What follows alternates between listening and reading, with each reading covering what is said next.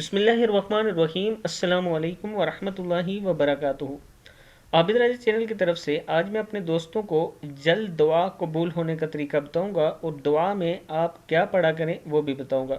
उससे पहले मैं अपने तमाम दोस्तों से गुजारिश करूंगा कि अगर अभी तक आपने मेरे चैनल को सब्सक्राइब नहीं किया तो ज़रूर कर लें।